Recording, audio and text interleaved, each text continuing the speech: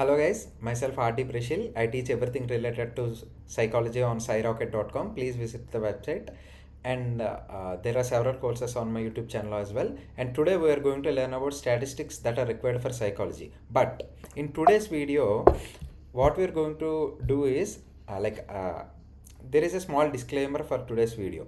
Watch this video only if you know already statistics entirely, or you just have a semester coming up with a statistics paper or statistics units and you don't know what to write, because statistics is not something that can be covered in a crash course. Even if I try to do a crash course on statistics, it will take at least 3 hours, even if I try to make it as concise as possible. So a crash course on statistics will not happen in less than an hour. So that's why I refer to this as a bullet course. And what you will get is, you will not get explanations for any term. Okay, you won't get explanations for what is correlation, what is a null hypothesis, what is an alternative hypothesis. You won't get explanations for any of these. You will just get an overview of entire statistics. Yes, you will get an overview of an entire statistics, and the PPT is also less than 10 slides, so that you can attempt your theory exams to a little bit extent. So this exam is not for competitive, this course is not at all for competitive exams. So if you are preparing for one, don't refer to this, or else if you are preparing for a semester exam, then this might be helpful. Okay, now before going into statistics, we must need to know the different types of measurement, different levels of measurement. The first level is nominal, which is nothing but we will deal with categorical data, in which there are male, female, and other genders as well. There are political party, place of birth, all of these come under nominal data. See, nominal data is a discrete level of measurement in which you cannot place an individual into multiple categories. Either he is a male, or or she is a female. That's it. Either he belongs to Vizianagaram, or he belongs to Visakhapatnam. That's it. There is no half. Okay. Then there is ordinal data, in which the data is ranked. For suppose there is an exam in which the students scored 100, 99, 97, 96, etc. And if you give ranks to each of them, then the 100th, the person who scored 100 will be ranked 1, 2, 3, 4, and etc. If you closely observe, there are no equal intervals here. See, the ranks are 1, 2, 3, 4. Yes, they are equal intervals, but the scores behind them are not at equal intervals. See, 100, 99, and there is no 98. There is 97, but the rank is 3. Okay, in the ranks there are equal intervals, but the underlying scores does not have equal intervals. Please remember that. And that is why interval scale that is when interval scale comes into play. In interval scale, there are equal intervals, or assumed that there are equal intervals, because most of our psychological scales, like the IQ and all, these are assumed to have equal intervals between them. Okay, see, for example, 100, 99, 98, 97, etc. And since we assume that they have equal intervals between them, we call them as plastic or quasi interval scales. Okay, then there are ratio scales. In interval scale, there are equal intervals, but there will not be an absolute zero, which means if you score 0 on a particular psychological questionnaire, let us say anxiety questionnaire, depression questionnaire, or any IQ questionnaire or so, if you score 0 on that, does it mean you do not have that particular psychological construct at all? For suppose you scored 0 on an IQ, does it mean you do not have any IQ at all? No. But in ratio scale, there will be an absolute zero. It is mostly referred to physical measures. For suppose you are measuring a height, height equal to 0 centimeters. What does it mean? There is no height. Okay, so 0 on a ratio scale denotes that there is no underlying, there is the absence of the underlying construct. Now, before going into statistics, the type of data must be decided carefully before choosing an appropriate statistical test. For suppose, okay, you are measuring height and you are measuring weight. Obviously, they are ratio level data. And for suppose you are there are independent variables and dependent variables, all of them, right? So you are measuring an IQ, a person's IQ and a person's depression level, and you want to know whether there is a correlation between them. Then how do you treat that particular data? How do you declare that particular data belongs to this particular level of measurement, whether it is interval, whether it is ratio, whether it is ordinal? How will you decide? Okay, so before choosing any appropriate statistical test, we must decide what level of measurement our data is in, whether it is in interval, whether it is in ordinal, or whether it is in ratio or so. Then, to carry out a parametric significance test, our data must be at least interval level. Okay, uh, so there are there are parametric tests and there are non-parametric tests. Parametric tests are more powerful than compared to non-parametric tests. What is power? We are not covering in this video, okay? But remember this, they are more powerful than a non-parametric test. But in order to use a parametric test, our data must be at least interval level. How can we say our data is at interval level? To call our data as interval level and to carry out that parametric test, it must meet some parametric assumptions. Again, we are not covering parametric assumptions in this video because in order to cover it, I will need to cover normal distribution and homogeneity of variance, everything else. So that's why we are not covering in this video. So please remember these 3 points, okay? Because they will help at last. Then there are types of measures. For suppose you have a data, then what type of measures are important in statistics related to psychology? There is a measure of central tendency, like what is the middle part of the data. Uh, then there is a measure of dispersion, how widely spread our data is, whether it is whether it is closely packed or whether it is widely spread, we should know. For suppose if your level if your data level is interval or plus, like interval or above, like which means interval or ratio level, then we can use mean. We all know what mean is: mean, median, and mode, 10th class school level statistics. Then there is ordinal level data. If your data is ordinal, then you can use median. If your data is nominal, then the central tendency measure you must report is mode. Okay, you cannot, for suppose if your data is ordinal, then you should not go to mean. Like each mean, median, mode has its own advantages and has its own disadvantages. Okay, so mean is most appropriate only if you are using interval level or above level data, and median is most appropriate only if you are using at least ordinal or above level of data, and the mode is most appropriate only when you are using nominal level or above level of data. Then there are measures of dispersion. The first one is range. When you are using interval level of data, you can then there is interquartile range and semi-interquartile range when you are using ordinal level data. Okay, then there are mean deviation, standard deviation, and variance. Standard deviation and variance are extremely important. They are at the heart of entire statistics that is needed for psychology. Then there is variation ratio if you are using categorical data. So okay, so these are the types of measures that we use in statistics for psychology, and within which there are two: central tendency and dispersion, and within each it depends on what level of data we have at the hand.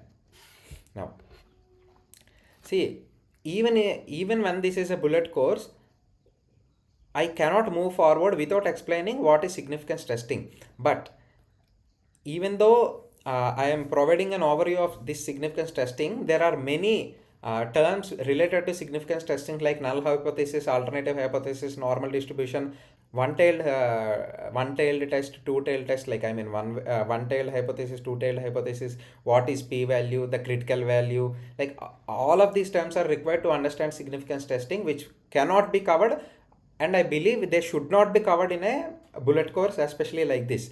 Okay, so basically the dictionary meaning for significance or significant is sufficiently great or important to be worthy of attention or noteworthy. For example, like in my project, I am looking for difference of academic self-efficacy among college students between two caste groups. Actually, I am checking for difference between three caste groups. But for example, let us now say I am checking for the difference between a particular variable between two groups. Okay, I am using academic self-efficacy questionnaire and the maximum score is 50. Let us say yes, the parametric assumptions are met, and the what I can say, the data is interval level, and what else I can use, the measure of central tendency I can use is mean.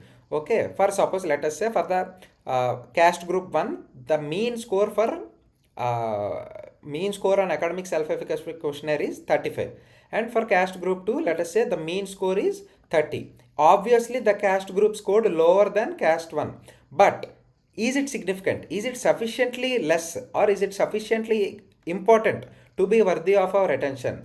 That is what significance testing is. Okay, just because it scored less, the one group scored less than another group, we cannot say yes, there is an effect, because significance testing is a way of using numbers and probability to tell you that whether that result is worthy of your attention or not. Okay, how we will do it?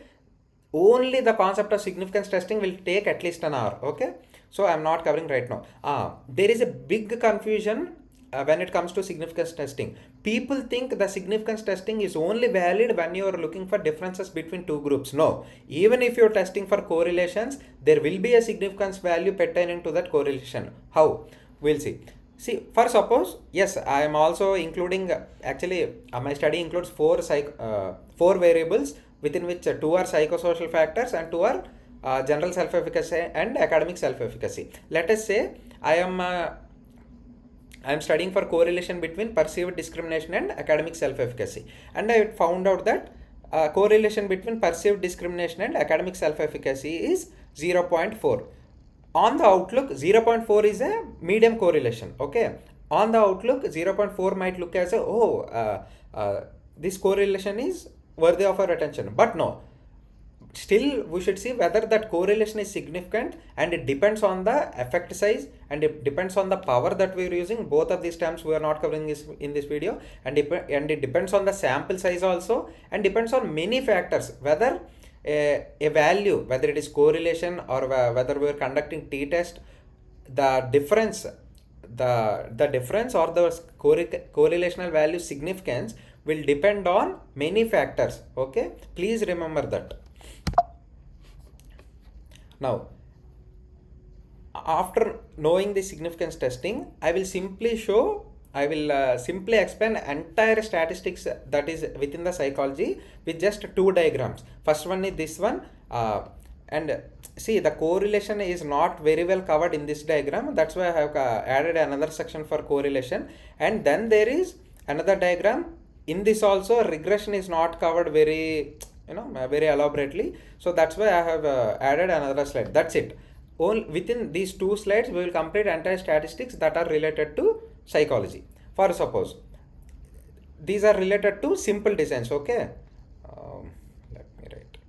What do I mean by simple? There are just two groups, and there are just two groups, and you are checking for the difference between just difference of one variable. For suppose, let us say you are checking for the difference between two caste groups, and the dependent variable might be academic self-efficacy. I mean, the variable you are checking for the difference between them is academic self-efficacy. Let us say you should declare first the data type, whether your data type is categorical, whether it is interval, whether it is ordinal. If the data type is categorical, then you should check whether the design is related or unrelated. I have explained what is related design and what is an unrelated design in research methodology crash course. Please refer to that. We are not covering that right now. Okay. If the design is related, then you should use binomial sign test. And if it is unrelated, then and if it is unrelated, we should use chi-square. It is not chi-square, it is not chi-square, it is chi-square. Okay. Then, for suppose our data is not categorical, our data is, let us say, interval. Just because we decide our data is interval, we cannot directly go and perform parametric tests. We should use statistics softwares like SPSS and all to check whether our data really meets those parametric assumptions or not.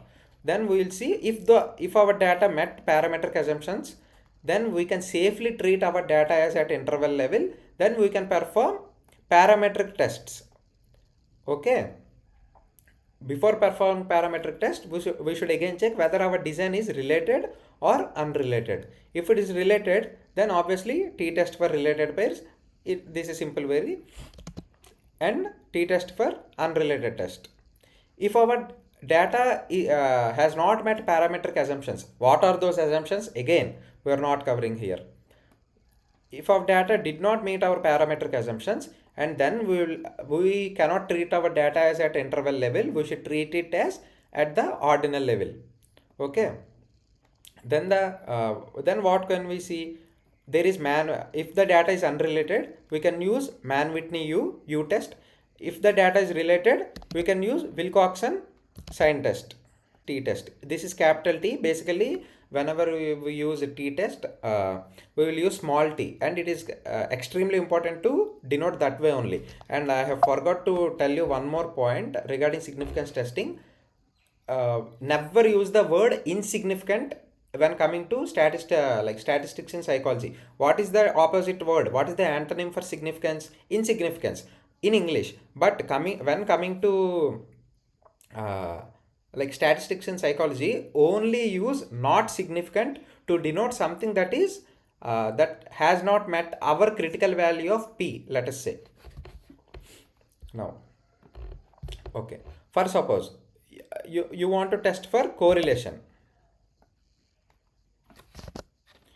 Okay, you want to test for correlation.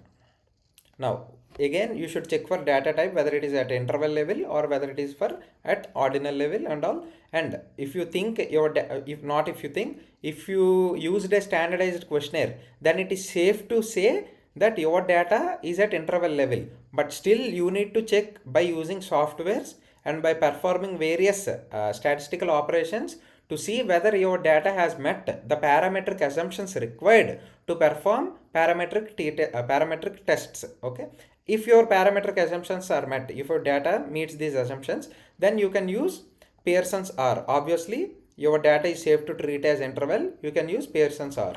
Then if your parametric assumptions are not met, like if your data did not meet those assumptions, then you should use Spearman's rho. Okay, rho. You should treat your data only as ordinal. And apart from these, there are a few more correlations. Let's see, obviously we seen if our data meets parametric assumptions, and if it is at the interval level, we can use Pearson's R. If it is at non-interval, then we should use Spearman's rho. For suppose, but we did not added categorical variables here. See, here we for difference testing we used we have seen what kind of difference test we should use when we use categorical variables. But in correlation, we did not use categorical variables, and that's why I have added here. For suppose, all the two variables, for what is correlation? It is looking for association between two variables, right? If it is more than two variables, it will go into regression, which we will learn later. Okay, you have two variables and both of them are at nominal level, but your variables might not be truly dichotomous. Dichotomous means exclusively two categories only: head or tail, present or absent, pass or fail, or anything which if your data has only two categories, okay, then it can be called as dichotomous. For suppose you have two variables which are nominal but might not be dichotomous, you can use chi-square. Okay, the same thing which we used for differences in the previous slide. And if your two variables are truly dichotomous, then you can use phi coefficient. But if one variable is reduced from interval to dichotomous, yes, you can reduce data from interval to dichotomous. How? We are not covering here, but you can. Then the second variable is truly interval. We can use biserial correlation coefficient. And one is purely dichotomous and another is interval. See, we did not reduce the data here from interval to dichotomous. One is already purely dichotomous, like heads or tails. Okay. Then another one is truly interval. We can use point biserial correlation coefficient. Okay, this is simply an overview of basic statistical tests in psychology. Now, if we move further to complex tests, where we will use more than one independent variables, more than one dependent variables, we will check for correlations, which we should correlations between multiple variables, which is nothing but called regression and all. We will see. Now, for suppose these are statistical operations for complex designs. For suppose again you are investigating differences between levels of IVs.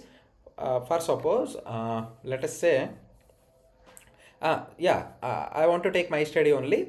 For suppose in my project, I am simply checking the differences between different caste groups for the academic self-efficacy. Okay, let us say. Then how many independent variables I have? I have only one. The independent variable has is caste, but it has three levels: caste 1, caste 2, and caste 3. And how many dependent variables I have? Only one: academic self-efficacy. For suppose, let us say that is the case. There is just one independent variable, yes, caste, and the number of DVs, yes, 1. Factor design, obviously I am using an unrelated design. Let us say whether the data meets parametric criteria, yes, of course. Let us say our data met the parameter criteria, it is safe to treat as interval level data now. If yes, then we can use one way unrelated ANOVA. ANOVA stands for analysis of variance. Okay, then again here comes another important point. If the data doesn't meet the parameter criteria, you can use Kruskal-Wallis analysis of variance. You should never say Kruskal-Wallis ANOVA. You should always say Kruskal-Wallis analysis of variance. Okay, you should not use shorter form, like you should not use acronym of ANOVA for non-parametric tests. Then let us say, yes, I have one independent variable which is caste, and but I have the multiple dependent variables. For suppose I am also checking for academic self-efficacy, general self-efficacy, perceived discrimination, perceived economic scarcity. It doesn't matter if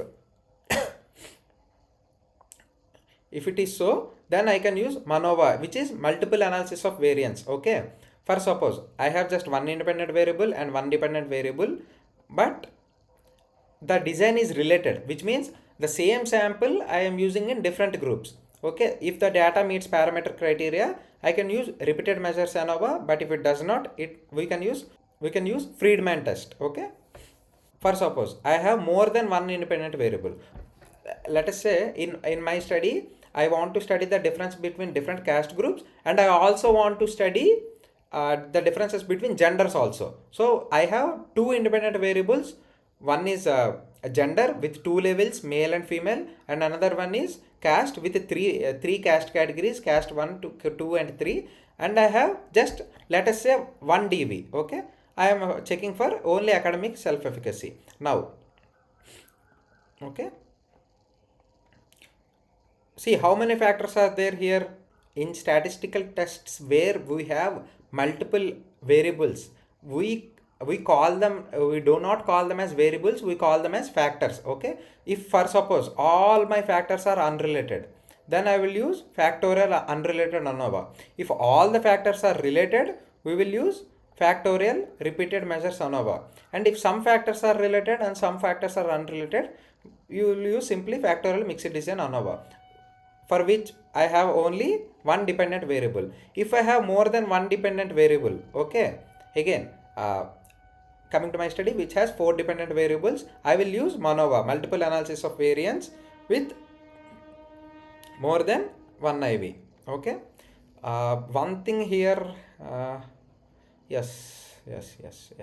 Okay, so there is one more point called ANCOVA and MANCOVA. Wait.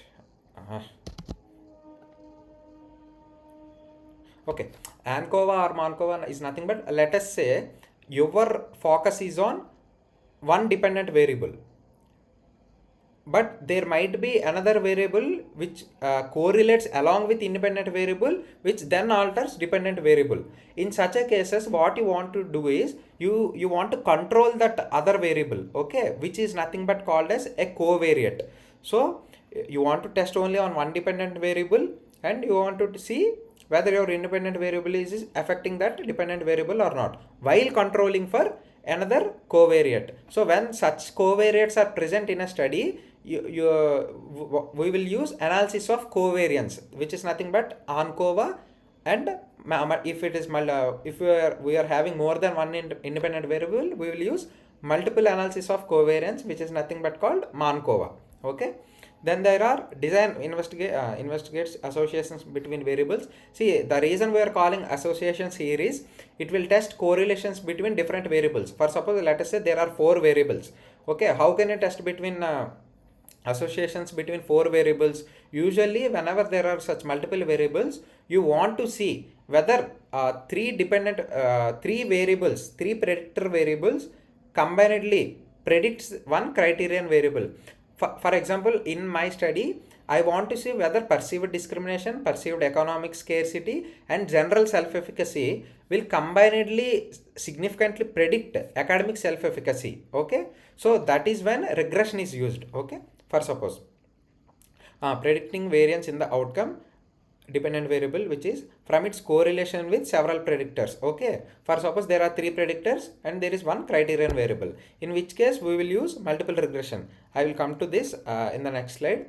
For suppose you are analyzing multi-way frequency tables, for suppose which means your whenever the word frequency comes, which means they are basically referring to nominal level of data. You will use log linear analysis and keep this EFA or EFA and PCA for now.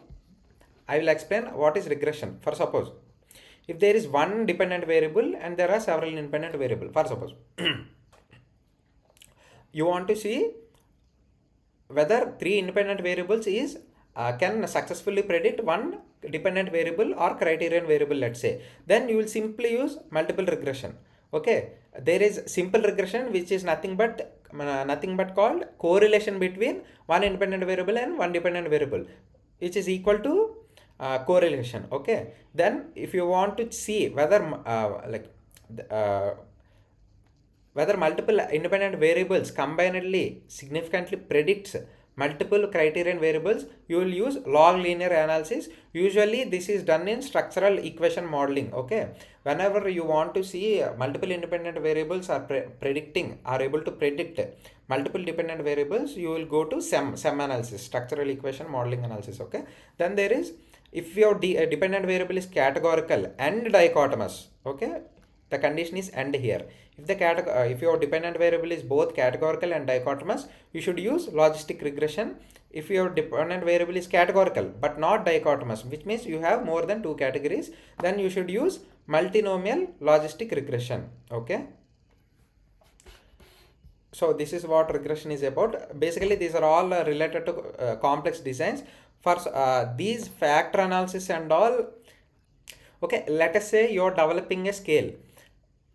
You want to see how many dimensions in that scale are. So during those times you will use exploratory factor analysis. Okay, now you have constructed a scale, you given to a sample, you collected the data, and the exploratory factor analysis revealed that there are two factors. It revealed a bifactor structure. And now what you want to do, whether this is really a bifactor structure, what we will do again is you will put that same questionnaire to another sample with different participants. Then you will perform confirmatory factor analysis, in which if confirmatory factor analysis also shows bifactor structure, then you can say yes, this my scale consists of two dimensions.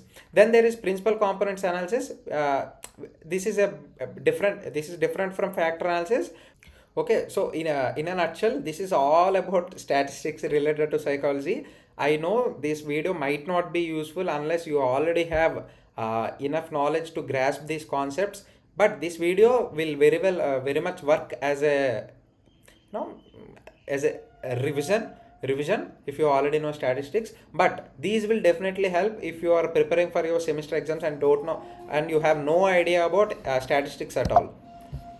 So there are many topics I have not covered. Yes, I have not covered parametric assumptions. There are different frequencies we should cover, and there are distribution. Normal distribution is extremely important. Okay, this is extremely important. Only when we only when we thoroughly understand what is a normal distribution and the assumptions that a distribution must meet in order to be called it as a normal distribution, only then we can go to null hypothesis versus what is alternative hypothesis, what is p-value, what is power and effect size, what is type 1 error and type 2 error. The definitions of these type 1 error and type 2 error are very simple, but the statistical explanation behind them is, I should not say difficult, they are a little bit tricky to understand. Okay, then the properties of those distributions, whether it is skewed or whether it has kurtosis. In kurtosis there are two types. In skewness there are again two types. Then what are standard scores? There are many standard scores you might have already studied in psychometrics, like Z score. There is Z score, there is tanine score, there is deviation IQ and all.